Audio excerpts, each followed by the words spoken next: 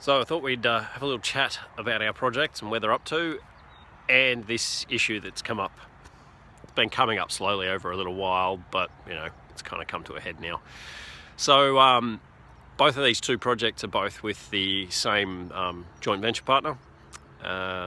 They were interested in doing some development work down here in Tassie due to the lower cost of entry.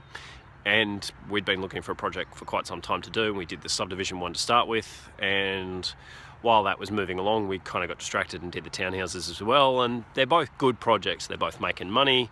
Neither of them are ridiculously expensive to do. Neither of them are huge projects. But and they're both kind of different skill sets, and they're different projects that have different sort of experiences in them. So there's a lot of upside to them all.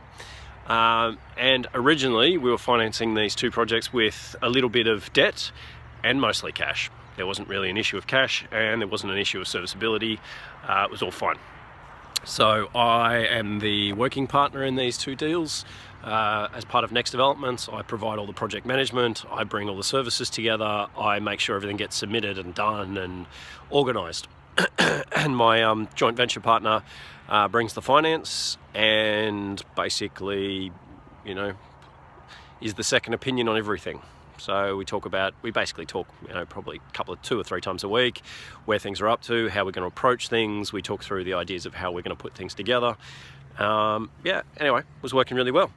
And then, due to circumstances beyond either of our control, the serviceability and the actual cash both are gone. So we now have these two projects, and we have them purchased, we have them DA'd, we have them, well, one of them DA'd, the other one almost DA'd, and they're certainly going to make profits. But it's a really interesting dynamic. My brother's an architect. I had a chat to him the other day, and he remembers when he worked in Canberra for a long time, and he remembers in Canberra when people would buy a site, they would DA the site, so they'd have enough money to get into the site with a bit of debt or whatever. They'd DA the site, and then the uplift in value they'd go to the bank with and go, we'd like to build this, and the bank would even sometimes only ask for one pre-sale or even sometimes none, and just tiny little token stuff, and then they'd bankroll the whole development based on the figures. So they'd see a infill site, a splitter block or stuff like that. Often a lot of stuff in Canberra back then was two townhouses behind an existing house type stuff. Now they're more knock over and build 2-3 story apartment buildings, but basically they were building their entire projects on debt and uplift from what they were doing to the values. And that was a really different banking environment. And the interesting thing is, I've been talking to a commercial broker, and he's been reaching out to most of the big banks and a few other smaller ones and other sort of lending institutions he deals with.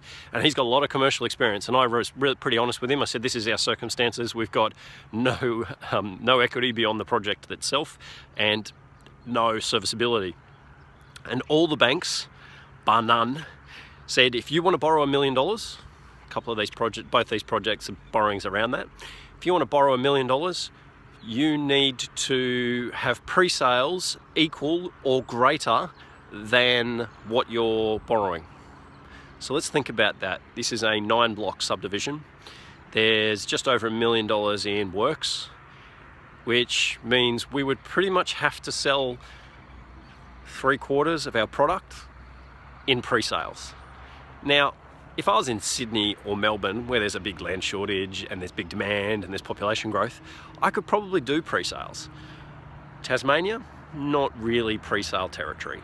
I was thinking we could do a few, and we'd basically cut our profit margin a little bit, and we'd say, look, we'll give you this below value or below, finished value, and we'll do the pre-sale that way, and we'll do 2 or 3. But 3/4, that's just not going to happen. And especially on the townhouses, those things, pre-selling a townhouse on a grungy looking dirty site where people can't see at all what's going on. At least here you've got views. I'm standing on the subdivision site now. You've got views here. You can stand here and go, well, I can put a house here.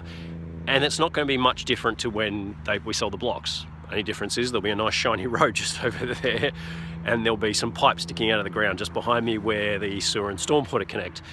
that'll be about it. Maybe a bit of a driveway. There'll be a little driveway. So you get those few things. Now, it's a lot of money to spend for us to get those things. So visually, this doesn't change much. The townhouse development, though, people have to basically imagine the whole thing. So yeah, it's an interesting sort of circumstance to be in.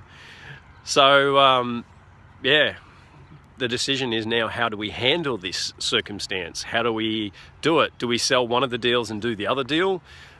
Do we stage the deals? The problem with this subdivision site is we have a big chunk of road that has to be built no matter what. We have a stormwater extension down off the bottom edge of the block down there, and that has to be done no matter what. So the day we want to do even just one sale here, we have to have all that infrastructure in place, and there's good profits here. Like, don't get me wrong, it's a good project. It's just that we can't stage it. The only thing we can stage is the house, and that's being done. So we're selling the house off.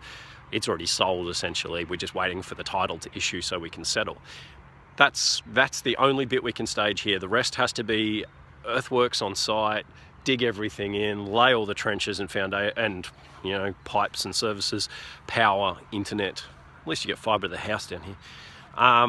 Get all that in place, and then we sell it. But the townhouses, I'm coming up with a bit of a plan for.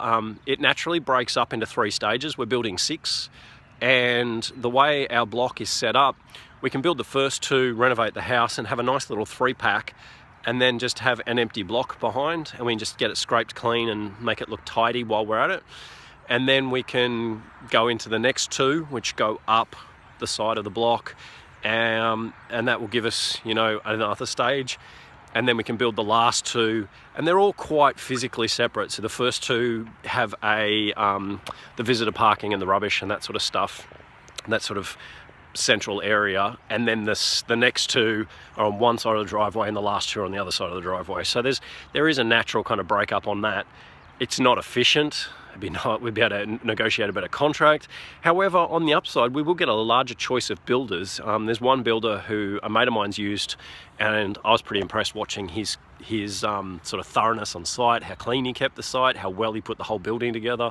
Like, I got to see it all through framing stage and everything, and I thought he did a really nice job. And he's a small crew. He can't build 6 townhouses and a reno in one go. Whereas if I say 2 in a reno and then 2 and 2, he can do that quite comfortably. And yeah, downside is people are buying townhouses, and you at some point know that there's going to be other stuff going on around it, but maybe that's the trade-off. We don't have to do the pre-sales. We just finance the first 2 builds, and then we don't have to do the pre-sales. So anyway, what do you guys think?